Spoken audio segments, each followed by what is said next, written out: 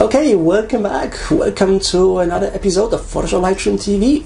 I'm your host, Marek Mularczyk from SAItraining.co.uk, one of the leading specialists in Adobe Certified training, specializing in training in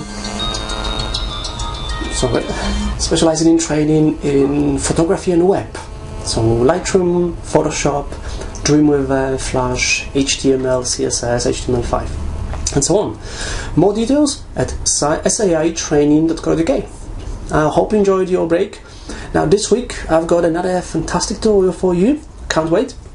But first, remember, if you want to get more details and more tips, tricks and tutorials from me and videos, remember to visit my blog at PhotoshopLightroomTV.co.uk. I'm posting daily, Monday to Friday, and you can find lots of information from Adobe, as well as some tips, tricks about Adobe technologies in general.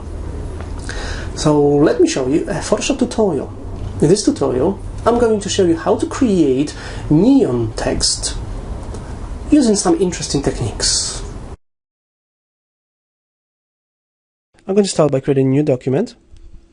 And just for this example, I'll just use one of the maybe web presets. 800 by 600 is just fine. I don't want it to be too big. Resolution 72, that's fine for now. I'll just click OK. I'll zoom in a bit.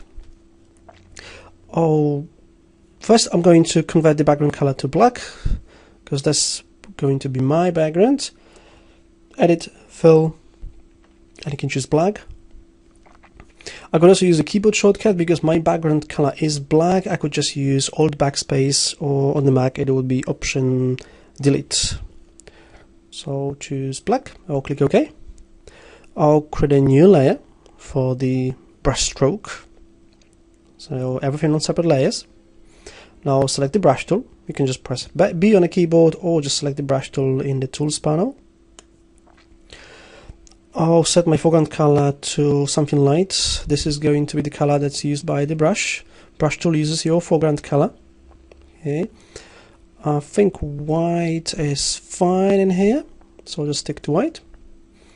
Just checking the options bar, the size, that's fine. Maybe just a bit bigger for now, so we can see what it looks like. Mode normal, yes. Opacity 100%, flow 100%, everything on the default settings. And I'll just create a quick brush stroke so we can see what it's going to look like. Now I'm going to add a couple of layer styles to it. So we're going to head on to the layers panel. There's a couple of things we can do. I'm just going to double click on the empty area next to the name of the layer, and this will bring up the layer styles or layer effects dialog box. And just a couple of things we're doing here. I'll start with the outer glow. So I'll select outer glow. Now remember, when you're using layer styles dialog box, make sure that not just the name of the layer style has a tick, but also that the name is selected, because only when the name is selected you see the options on the right hand side. I'll just show an example. If I just tick satin, satin is being applied, but the options on the right didn't change. The options are still displaying the options for the outer glow. I'm going to untick it. So back to the outer glow with the name of the layer style highlighted. Let's give it some more styling. First I'll change the color. So I'm going to click on this color swatch here. And for the glowy neon-y effect, I'll use maybe a shade of blue. Maybe something quite dark. You can start seeing it here on the edges. I'll click OK for now. You can always change it. Or increase the size. And the spread as well. You can start seeing the effect. Okay, we're going to customize it, but just for now, so we can see what it looks like. This looks good so far. I'll keep the rest for the default for now. And you can either click OK. We're going to add one more layer style, but if you do click OK, remember, you can always just double click again, or you can just go to the bottom of the layers panel and click on add layer style. And we'll add one more layer style here. We'll add the bevel and emboss to give it more dimension, to give it more depth. Okay, so you can start seeing the depth.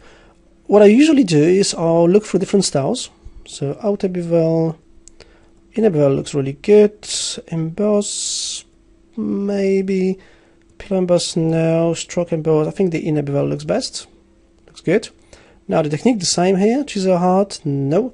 Chisel soft, probably not. Or stick to smooth, looks good. Only the depth to 100% for now. Direction as well, up is fine, looks good. I will increase the size slightly. Just a bit. And maybe soften it just a tiny bit, just a few pixels. So it looks softer, looks good. For the shading, I'll keep it at default, use global light. You can explore more whenever you want. And I'll just click OK for now. So I've got two layer effects here. Bevel and emboss and the outer glow. Apply this. Okay, now here's what I would do. Let's say I'm done customizing the options, the layer styles, and I want to draw something or maybe write something. Like, let's say I'm going to write my name with the brush tool.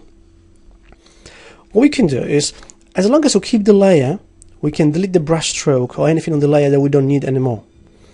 Now, first thing that came to my mind was, well, I'll just go to the move tool, I'll click on this thing here and I'll just press delete key. But this actually deletes the layer. So I'm just going to undo it, Control Z or Command Z.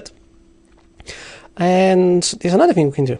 I'll just choose the rectangular marquee tool, click and drag over the stroke, and then delete it.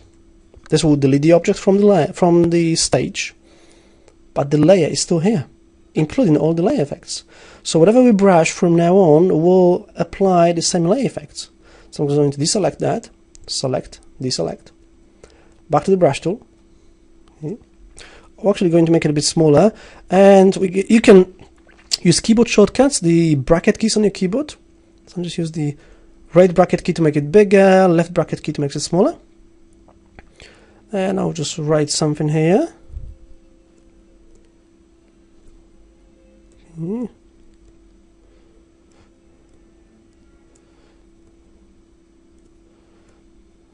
And it looks really good.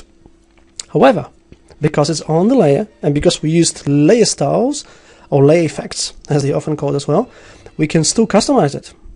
I'm thinking maybe this effect, we could tweak it a bit. So what we can do is we can just double click on the empty area next to the name of the layer in the layers panel to bring back the layer styles and customize them. For example, I'll go to the outer glow and let's try to reduce the size just a bit. Maybe let's drag down the spread to minimum, to 0, and then just increase size a bit. So now you know how to create neon-like effects using layer styles in Photoshop, so you can re-edit them, change them, and it's non-destructive, because layer styles are non-destructive, or layer effects as they often called as well in Photoshop. And this week is slightly different. This week I'm only having one tutorial for you, just for a change. But I'm not going to leave you without anything. I'm going to give you a tip of the week as well. This will be a photography tip of the week. A slightly more technical tip of the week. Now, if you have an SLR camera, or most compacts will allow you to do it nowadays as well, you may have several modes on your camera. P for program, M for manual, AV for aperture priority, and TV for shutter speed priority. You can use these modes, especially the manual mode, the aperture priority and shutter priority, to set up either, for example, if you use aperture priority, you can set up the aperture and camera will adjust the shutter speed automatically. On the other hand, if you use shutter speed priority, TV mode, you can set up the shutter speed and the camera will adjust the aperture setting accordingly. Now, how you use that?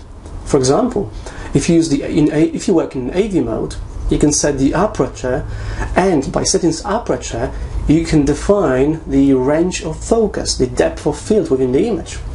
The wider the opening of the aperture, so the smaller the number, like 2.8 or 3.5, the shallower depth of field. On the other hand, with the TV mode, with the shutter speed priority, you can set up the shutter speed, which might be useful if you shoot sport or fast driving cars. You may want to set the shutter speed to be really high, like 1/500th of a second or 1/1000th of a second, and the camera will set the aperture automatically at the same time. I don't use program mode. I don't think I've ever used it, because this doesn't give me control. So this is your tip of the week. Have a look in the camera, play with the settings. I'll tell you more in the next episode of Photoshop Lightroom TV. I hope you enjoyed it. Thank you for watching. Remember to come by and say hello on my Facebook page or Google Plus page or on Twitter. I'm Marek Mularczyk from SciTraining.co.uk. It was a pleasure talking to you. I hope you enjoyed it, guys and girls, and I will see you next week. Bye bye.